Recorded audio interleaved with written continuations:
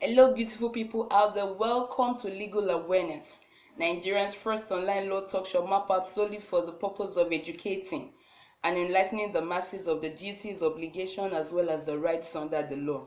I remain your anchor, Precious Toju Okosanjoya.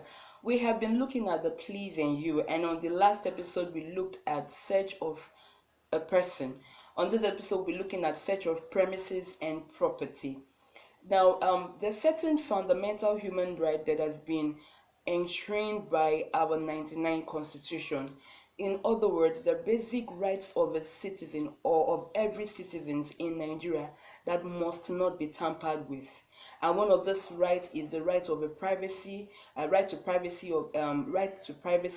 right to home, right to correspondences, right to telephone conversation, right to telegraphic communication. In other words, you have rights to do certain things in your home, in your premises, on your property without any intervention or disturbance from the government. You have the right to private conversations or any type of conversation on your phone. You have right to um, write anything to somebody and anybody writing anything to you without the government um, peeping or bugging you, trying to know what it is that you're writing to somebody or what it is that somebody is writing to you.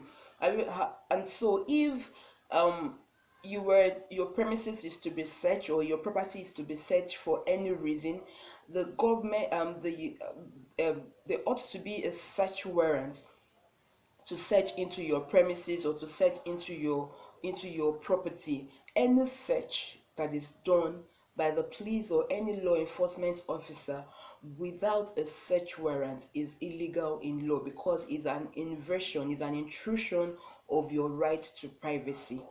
However, there are certain exceptions, there are certain circumstances or instances in which the law allows for your premises or your property to be searched without a search warrant. And one of these instances is when um, a person that a warrant of arrest had been issued against um, runs into your house.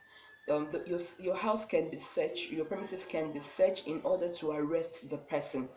And one other instance is before a justice of peace situation where a justice of peace, in order to recover certain things from your premises or from your property, instructs or orders that a search should be conducted on your premises.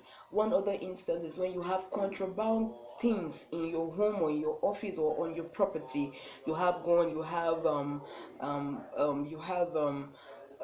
offensive weapon, bombs, and all that. Now, search can be conducted in order to retrieve those property without the search warrant.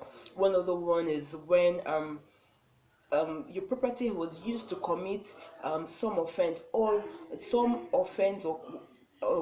crime was conducted on your property. Now, search can be conducted on that property in order to um, um, it's actually called the scene of crime. It's actually a scene of crime where your property was used to commit a crime. So it is a scene of crime. Search will be done in order to issue for the government to issue the report, or the police officer or the investigative team to issue the report on whatever search that has been done. And one other one is when somebody is in court and the person on oath or says that a particular person is unlawfully detained in your property, in your premises, on your property. For example, there's a report of kidnapping and that somebody that has been kidnapped, adopted, is in your house or is within your premises. Now, search can be ordered to be conducted on your property without a search warrant.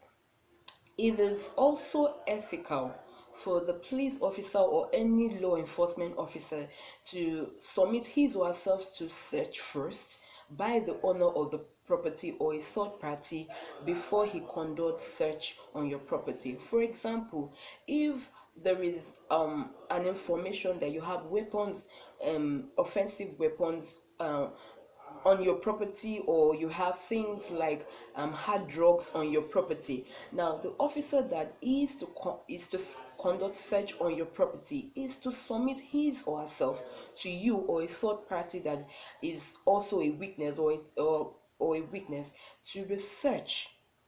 And the essence of this is to wipe out the presumption or the insinuation that it was actually the police officer or the law enforcement officer that planted that um, criminal object or incriminating object on your property. Please note that this is only ethical and it is not backed up by law. So you could ask, but you may not demand that the police officer or whoever wants to conduct the search to submit his or herself for search before he or she enters into your premises to conduct search on your property. Now that is all we can take on this episode. Thank you for joining us. Thank you for viewing. Thank you for your time.